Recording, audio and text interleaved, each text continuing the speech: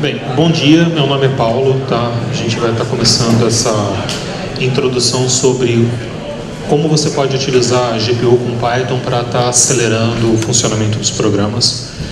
Tá? O objetivo dessa apresentação é uma apresentação introdutória para apresentar a ideia de como você pode estar utilizando o GPU para fazer esses tipos de processamento. Tá? A gente vai estar falando um pouco sobre funcionamento de um programa em Python, tá? Como que é o fluxo normal de vida de um programa. Tá? Um pouco sobre operações matemáticas, que acaba sendo o foco do uso da GPU em si. Tá? Forma tradicional de você fazer aceleração. Tá? Hiperparalelismo e utilização da GPU. Tá? Um pouco sobre frameworks, o que vem a ser o CUDA, que é um framework da NVIDIA. Tá? Como você ganha em volume de dado utilizando esse tipo de framework. E, no final, um pouco sobre meta-frameworks e futuras ideias de utilização. Se eu estiver falando baixo, por favor, levantem a mão ou joguem alguma coisa. Tá? Eu, infelizmente, tenho o costume de falar baixo, daí eu começo a falar mais perto do microfone. Vou pedir para a gente guardar as perguntas para o final, porque, infelizmente, o tempo aqui é relativamente curto. Minhas informações de contato estão na apresentação. Tá? E qualquer coisa podem mandar e-mail, a gente pode estar conversando depois.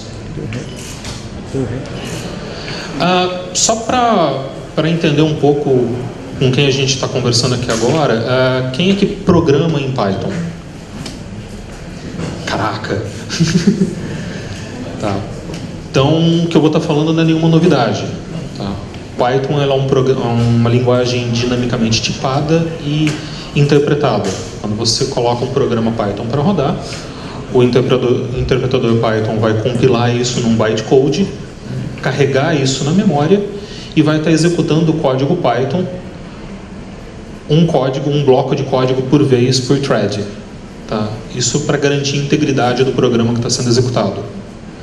Tá? Isso, infelizmente, leva à crença de que Python não trabalha com multithreading. Não é bem assim.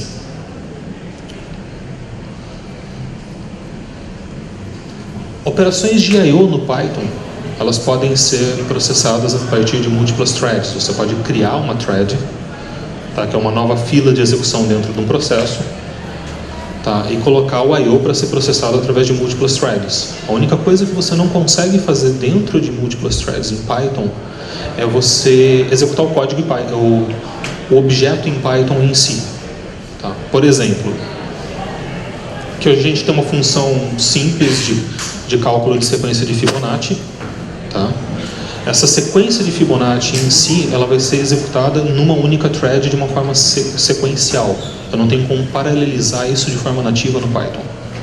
Então, por exemplo, se eu quiser calcular uma sequência de 1000 posições, que é o exemplo aqui, tá? Ele vai executar 1000 ciclos de instrução no processador. Tá? Isso de forma tradicional no Python não é paralelizado, é serializado.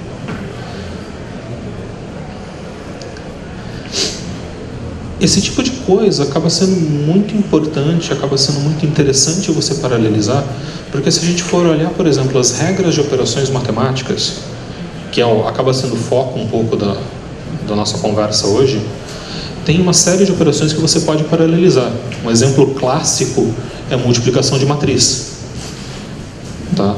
Multiplicação de matriz é a típica operação que você consegue paralelizar e deve paralelizar.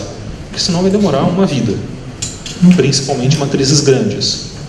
Efeitos de curiosidade, um bom lugar onde você encontra matrizes grandes, redes neurais.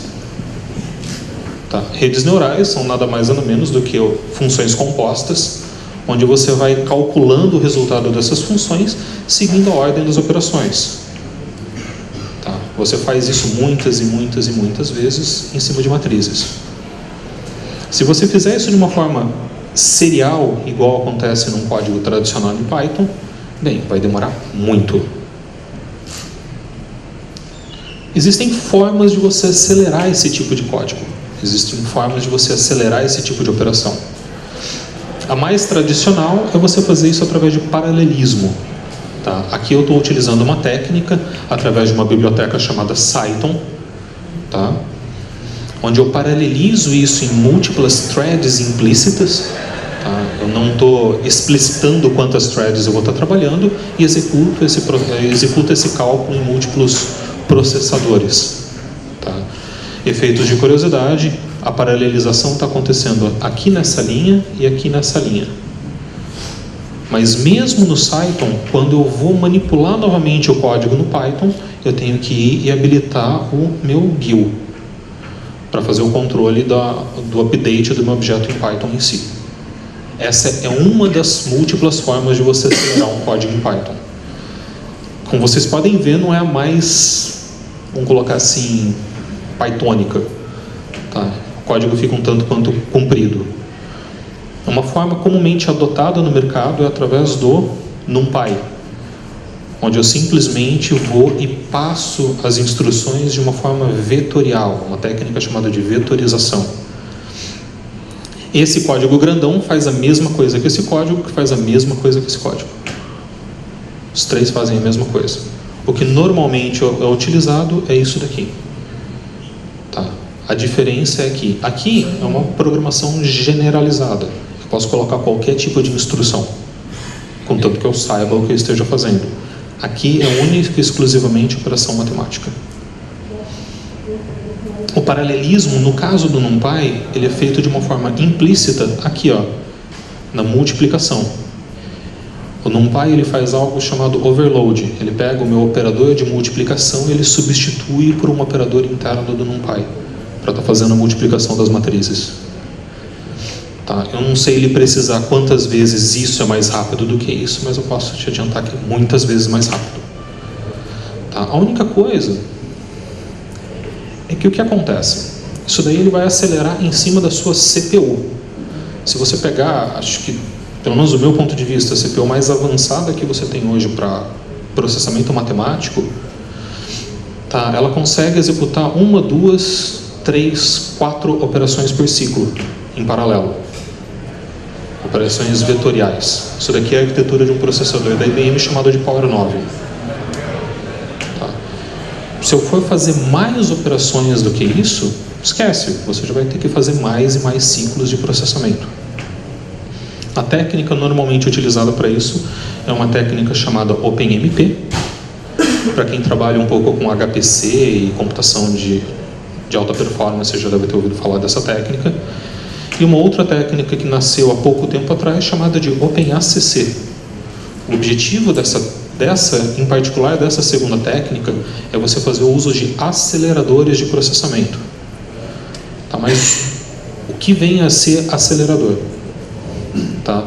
O acelerador em si, ele vem lá da época do 486. Acho que alguns de vocês não eram nascidos ainda. Tá? Eu, infelizmente, já era nascido e felizmente eu tinha um computador com um coprocessador matemático e uma placa de vídeo para rodar o Wolfenstein. Tá? Qual que é a ideia do acelerador? É eu pegar minhas instruções matemáticas, copiar da minha memória principal e mandar para esse coprocessador tá processando essas instruções. A ideia em si é bem simples. Eu pego todo o meu dado da memória principal, jogo na memória do meu coprocessador, do meu acelerador. Meu acelerador vai ter muito mais cores do que 4 coprocessadores e ele vai processar muito mais rápido, por causa do hiperparalelismo na execução daquelas instruções. A NVIDIA, em específico, ela lançou um framework para desenvolvimento disso chamado de CUDA.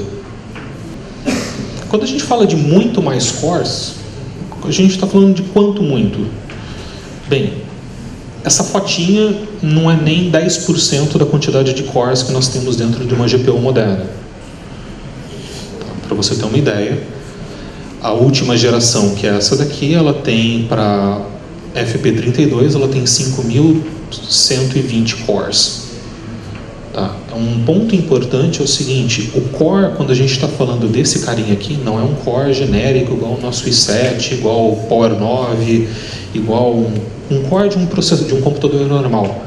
São function units, são ALUs, são VSUs, são cores específicos para operações matemáticas. Tá? Tá? Então, uma operação com esse tipo de número, eu tenho 5.000 cores para estar fazendo processamento em paralelo. Tá?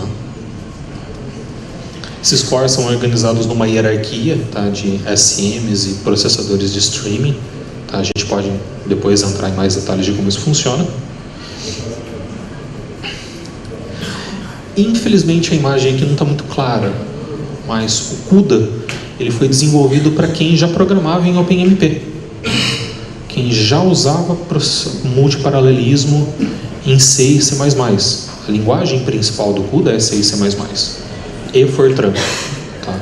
Então, quando você vai programar em CUDA, exige que você conheça um pouco de C++, principalmente, porque você vai precisar programar algo chamado kernel, que é o seu kernel matemático que vai para a GPU processar. Tá? Aqui é um exemplo simples de multiplicação de matriz também. É simples do ponto de vista do CUDA, mas do ponto de vista de gente que programa em Python, fica um negócio bem feio. Tá? Mas, para deixar nossa vida mais feliz, tem outras bibliotecas que facilitam isso. Uma delas é, por exemplo, o CuPy. De todas as bibliotecas, ela é a mais simples que eu conheço para se utilizar. Porque eu pego todas as minhas funções, 99% das minhas funções em NumPy e substituo por CuPy. Ele vai pegar a minha matriz, vai fazer upload para a GPU, vai fazer a minha multiplicação e vai me trazer o resultado de volta. É extremamente simples. Tá? Só tem uma sacadinha. Comentei de barramento. Por mais que através do hiperparalelismo, através da aceleração, eu consiga um excelente resultado com grandes volumes de dados, se eu pegar esse exemplozinho aqui, ele vai ser mais lento. Porque esse é um exemplozinho que cabe num ciclo de CPU.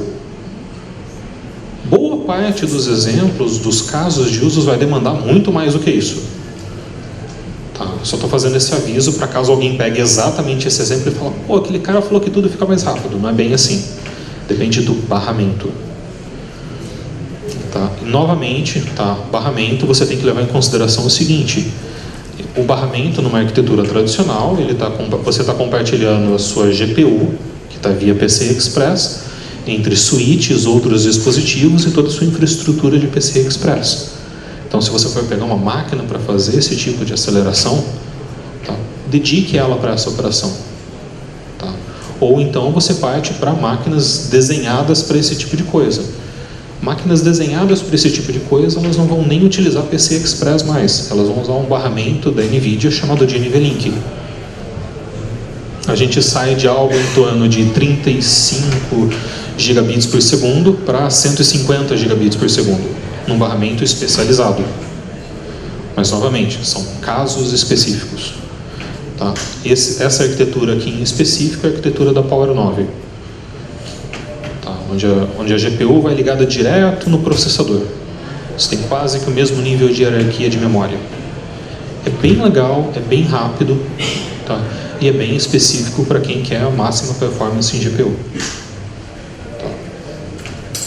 Você precisa disso para começar? Óbvio que não. Tá? Eu tenho meu notebook lá que tem uma GTX lá que me atende perfeitamente. Tá? Mas se você vai para algo em produção, grandes volumes de dados, redes neurais, você tem que começar a considerar coisas mais parrudas, vamos colocar assim.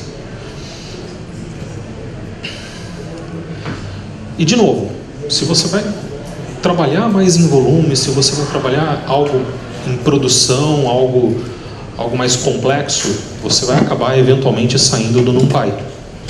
Você vai acabar saindo do CuPy também. Tá? Você pode estar trabalhando com frameworks especializados, aqui eu estou citando 2, tá? Depois no final eu tenho uma lista um pouco maior. Tá? 2 frameworks que são bem utilizados, um é o PyTorch, o outro é o TensorFlow. Ele foi desenvolvido inicialmente pelo Facebook e outro ele é desenvolvido pelo Google. Nós também temos o que chamamos de meta-frameworks ou de redistribuições, que são o quê? Power AI da IBM ou Anaconda. Acho que todo mundo aqui que mexe com Python já ouviu falar de Anaconda. Eles são distribuições ou o que a gente chama de meta frameworks, são pacotes que tem tudo o que você precisa. Quando você parte para uma solução complexa, até mesmo uma coisa simples como uma regressão linear fica um tanto quanto grande. Esse é um exemplo de uma regressão linear dentro do TensorFlow. Regressão linear é utilizado para fazer predição de números futuros com base numa série de números. Um tipo de predição bem simples, tá? E aqui é o mesmo exemplo usando o PyTorch. Tá? Eu, pessoalmente, hoje utilizo mais o PyTorch por uma questão de estudo e prototipagem.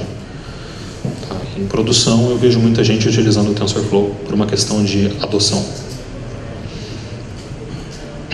Ainda nesse quesito de meta frameworks e redistribuições, nós temos aqui uma outra série gigantesca de frameworks e possibilidades. Tá? Para quem fala assim, poxa, existe só essas 3 possibilidades que você comentou? Não. Existe o Café, existe o Torch, que nem está em Python, mas está aqui na lista. Tá? Existe outras distribuições de Café, por exemplo, o NVIDIA Café, o IBM Café, Theano, que é da onde o TensorFlow saiu. Nós temos Digits, que é meio que um front-end para o Café. Tá? Nós temos MXNet, da Amazon, nós temos CNPK, da Microsoft. Keras, que é uma biblioteca para facilitar a vida de quem está usando isso daí. Tá? Esses frameworks acabam ficando um tanto quanto complexos, como a gente pode ver. Tá? Enfim, a lista é bem grande. Tá? Minha sugestão é, uma vez que você começou a estudar um pouquinho do processamento matemático, dá uma estudada nesses 2 caras aqui e ver o que eles podem oferecer para facilitar a sua vida. Tá? Provavelmente é muita coisa. Tá? O sumário é basicamente assim. Na hora que você for construir um programa pensando em aceleração, tá? Planeje as operações que você quer executar. Tá? Faça bastante uso de profiling. Você vai precisar muito disso para entender qual é o gargalo do seu programa. Tá? Use o máximo que você conseguir vetorização de código. Isso, inclusive, acho que é uma diretiva pythônica. Né? Qualquer guia de performance vai estar te falando isso. Tá? Uso de aceleradores. Todos os aceleradores que você tiver, use. Fala assim, poxa, eu só tenho meu notebook. O seu notebook ele tem AVX, ele tem AVX2, AVX512, MMX, SCC, a lista é enorme. Tá? Use. Tá? Preciso de mais coisa, use a GPU. Tá? E constantemente pesquise bibliotecas e frameworks que estão disponíveis no mercado. Provavelmente o que você quer fazer já está embutido em alguma biblioteca do Python.